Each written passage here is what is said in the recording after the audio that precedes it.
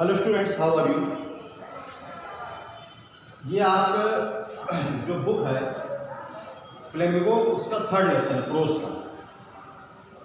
2 lesson मैंने करवा दी थी, ये आपका थर्ड लेसन है डीप वाटर। तो डीप वाटर जो लेसन है इसके राइटर आपके हैं विलियम और Willie Douglas. William C Douglas अलग है, जो पुरानी बुक चलती है तो उसके विलियम सी डगलस थे, इसके विलियम और विली डगलस है, शॉर्ट में इनको विलियम डगलस कहा जाता है। तो डीप वाटर जो शीर्षक दिया गया है वो इनकी एक पुस्तक है of man and mountains. Of man and mountains ये उनकी एक बुक है।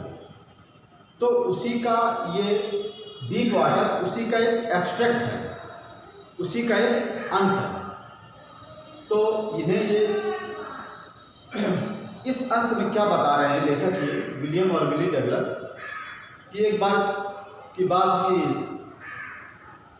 माँ इनको अक्सर रोकती रहती थी कि नदी में तैरने आने के लिए कि बेटा नदी में नहीं तैरो, इधर डूब जाओगे, ये खतरे हो सकते हैं नदी में तैरने के, ये सब। तो इन्होंने सोचा कि किसी स्विमिंग पूल में जाके तैरने में कहाँ इतना खतरा हो सकता है। तो ये स्विमिंग पूल में तैरने गए। तो ये बताते हैं कि उसमें ये डूबते डूबते डूबते बचे। उस समय से ये काफ़ी भयभीत हो गए, डर गए, और उस डर पर इन्होंने किस प्रकार से विजय प्राप्त की।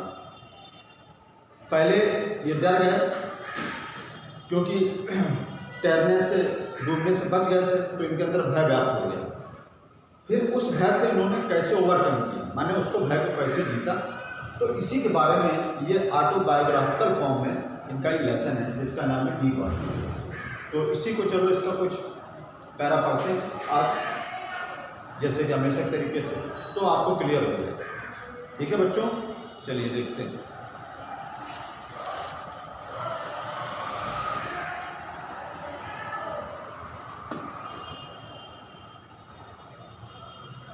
तो शुरुआत में पाठ में ये बताया गया है, it had happened when I was 10 और 11 ईयर्स ओल्ड। ये घटना उस समय की जब मैं 10 या 11 वर्ष का था। I had decided to learn to swim. मैंने ये निश्चय किया तैरने का, तैराकी सीखने का। There was a pool at the YMCA in Yakima. एक पूल था, सरोवर का तालाब का, YMCA Yakima that offered exactly the opportunity, जिसमें कि तैरने की अवसर मिलता था, चांस मिलता था। The Yakima river was treacherous. Yakima जो नदी थी वो काफ़ी खतरनाक थी। Mother continually warned against it. इनकी माता जी हमेशा चेतावनी देती रहती थी। And kept fresh in my mind the details of each drowning in the river. और प्रत्येक व्यक्ति जो उसमें डूब जाया करते थे उसकी तस्वीर भी इनके दिमाग में छप जाती थी। But the YMCA pool was safe. लेकिन जो YMCA का जो पूल था वो सुरक्षित था, ऐसा मानना था इनका। इट वॉज ओनली 2 और 3 feet deep at the saloon. किनारों पर 2 या 3 फीट गहरा था। And while it was 9 feet deep at the other, और एक सिरे पर 9 फीट गहरा था। The drop was gradual. I got a pair of water wings and went to the pool. I hated to walk neck into it and show my skinny legs, but I subdued my pride and did it। फिर आगे लेखक बतलाते हैं कि दूसरा सिरा जो था कि बताया भी मैंने आपको कि वो 9 फुट गहरा था। ढाल क्रमिक था, उसमें जो ढाल थी वो क्रमिक थी, कंटिन्यूस थी। फिर इसमें लेखक कहता है कि उसने वाटर विंग्स का एक जोड़ा खरीदा और पूल पर गया। उसमें नंगे प्रवेश करने से घृणा थी। क्यों उसे घृणा थी? क्योंकि वो लेखक की जो पतला था, मतलब देखने में पतला था, तो टांगे पतले हुई, जाहिर सी बात है उनको वो दिखाने नहीं चाहता था। लेकिन किसी तरीके से हिम्मत जुटाकर अपने प्राइड पर, अपने अभिमान पर विजय प्राप्त करके उसमें जाने का प्रयास किया।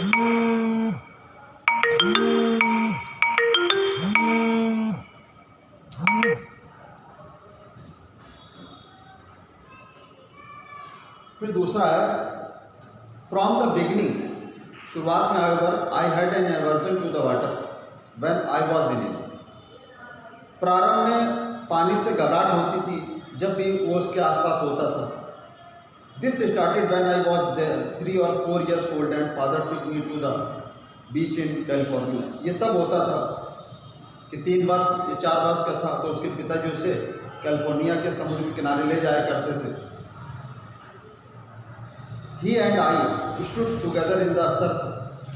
फिर वो आगे लेखक बतलाता है कि उसके पिता और वो दोनों समुद्री लहरों के बीच में खड़े रहते थे। I hung on to him yet the waves knocked me down and swept over me. फिर आगे बतलाता है कि उसने लहरों को, जो समुद्री लहरें आती थी, तो अपने पिताजी को कसकर पकड़ लेता था डर के कारण। फिर भी लहरों ने उसे नीचे भूमि पर गिरा दिया। एक दिन की बात बतला रहा है कि एक दिन लहर आई, उसने भूमि पर गिरा दिया और उसके ऊपर से वो निकल गई। फिर लेखक कह रहा है कि उसने अपने आप को ऐसा महसूस किया जैसे कि पानी में वो दफन हो गया था, उससे सांस लेने में परेशानी हो रही थी, वो डर गया था। पिताजी हंस रहे थे, लेकिन उसके मन में लहरों के शक्तिशाली दबाव का डर बन गया था। तो बच्चों, ये जो है 2 पैराग्राफ मैंने आज आपको पढ़ा दिए हैं और आई होप आप ये समझ गए होंगे। ठीक से इसी तरह पढ़ते रहेंगे लेसन को ठीक से। Thanks for today.